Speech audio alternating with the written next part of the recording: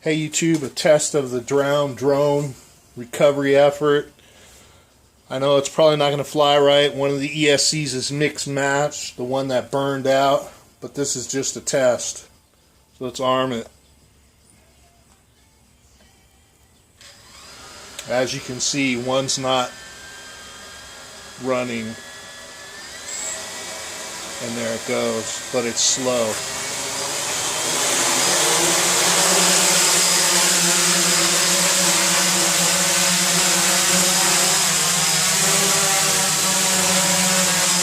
But flying.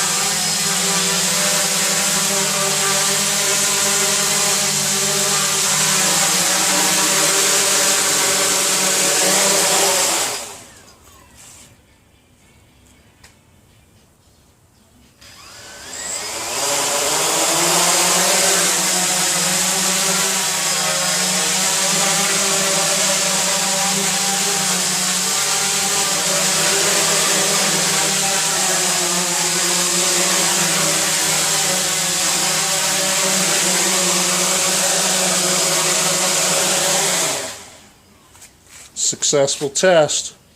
Just got to get a new ESC to replace that one that went bad. Thanks for watching.